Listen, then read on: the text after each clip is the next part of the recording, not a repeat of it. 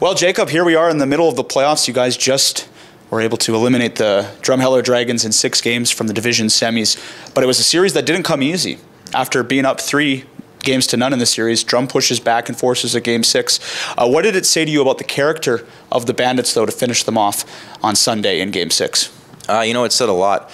When I started in the league as a 16-year-old, I knew that Brooks Bandits has always been a strong team, especially when it comes to the playoffs. Like when we lost in Game 4 there, that was the first regulation loss since 2015, I believe. And so there was a little bit of doubt, I think, in some guys' minds. But we pulled out the win last Sunday, and a lot of guys were pumped up for the game, and we knew that we could close it out. And a little bit of adversity doesn't hurt any team, and it's good to get some adversity because it shows true character. Well, you were our third star of the game in Game 6. There's a lot of pressure on this blue line right now, especially with Brandon Scanlon not playing, and pressure on yourself. But how are you managing all of that? It's tough at some points. Brandon is my PK partner. Me and him usually are the two guys out there for majority of the penalty kill, and without him in the lineup is a little tough with that. But on the other hand, though, guys like Luke Bast and KLS have been stepping up really good in the last few games, and especially Basti too. He's created lots of opportunities for us, and Kale's been pretty good on the back end now, even though he's pretty good offensively usually. And those two guys have helped us too, and especially with D'Agostino, with Dave, him coming back from his knee and coming back into the games and becoming an impact player for us really helped. And now a big challenge awaits in the South Division final against the Okotoks Oilers, a team that went on a torrid pace this year, finished first in the division. But you guys seem up to the challenge. What will be the key then to meeting that challenge? We just got to stick to the system. We got to know what guys are on the ice at what times, and we can't make mistakes.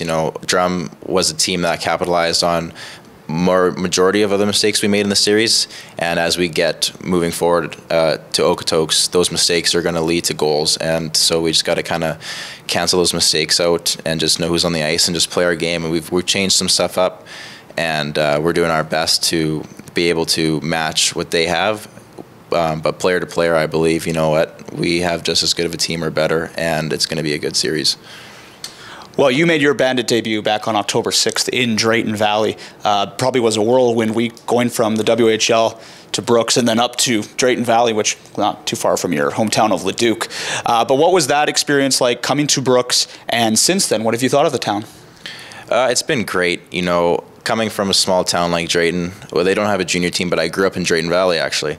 And when I was a kid, in a small town, that junior team is a very big part of that town, and here it's even more. The coming here and playing with the Bandits has been awesome, from the fans, coaches, community, everything about it. And coming back to the AJ was, I thought, was a right step for me. And since I've came back here, it's been great, and coming to Brooks was an awesome decision. And what have you learned this year? Because you pretty much had a full season with the Bandits here in the AJ. What was the thing that I guess stood out to you the most this year for yourself? I got a little bit more confident offensively, if that makes sense. I didn't put up many points, but over the years I've never been that much of an offensive guy, and I had a little bit of power play opportunity. I put up a few goals and stuff like that, but I've also been able to develop my defensive game a lot too here. I'm relied on a lot in some defensive situations, 6-on-5 and penalty kill and stuff, and getting those opportunities really helped to develop my defensive game too, as well as the offensive side.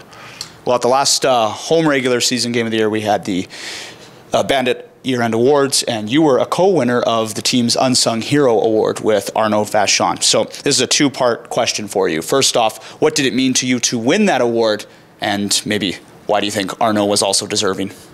I think that there's the little things about that I won the award, with the penalty kill being majority of that.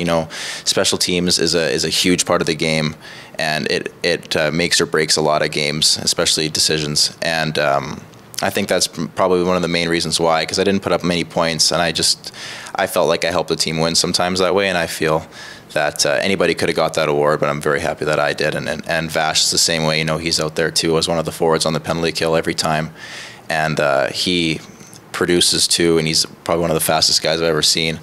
And he is very much deserving as I was for the award. So So you're native of Leduc, and we've seen your parents at quite a few games. Actually, I saw them in Drum in that playoff series. Do they still live there, and what do they do?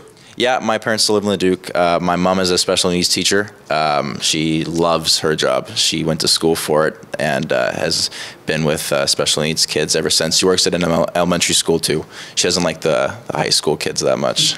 And my dad is a sales manager with oil and gas, and he's been doing that since I can remember. So they're pretty happy that I'm out of the house now, and I have a little brother who's graduating this year too, so he'll be out soon too, and they're looking forward to that. What's his name and what's his plans? His name is Josh, and he's planning to go to school at not SAIT, that's Calgary, NAIT in Edmonton. That's what he wants to do. He wants to go there for a trade. So, see, I was putting you on the spot there, but then you looked at me and I'm Nate, and that's what helped you. Exactly.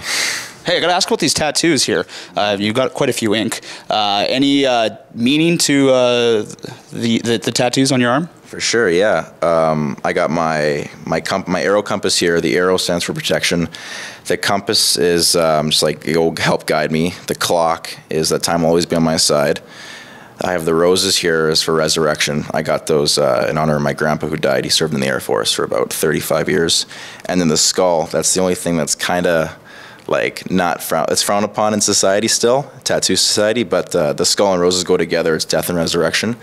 And then I have more on my upper arm you guys can't see, in that there's a tribal pattern there that means family. And then on my chest I have a tiger. Keep going on. And the tiger represents 1998, the year I was born. And then I have one on the back of my neck, upper back part, and that's a quote from The Dark Knight.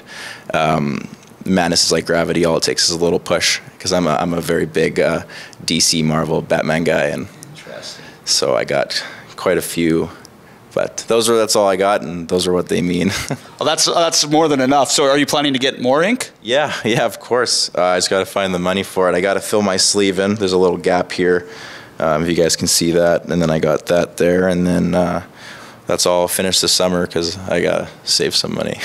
Yeah, that's not cheap. Do you get them done in Calgary, or where do you get them done? Yeah, I got an artist in Calgary at the Calgary Tattoo Company. His name's AJ Smith. He's a young guy. He's up and coming artist, and he's very good at what he does. Okay, I'm going to put you on the spot here because there's something that we've been trying to figure out. One day we were sitting in our office, and we can hear the music in the gym pretty loudly and clearly. True or false, did you once work out to Piano Man by Billy Joel? Yeah, I did. It's a great song.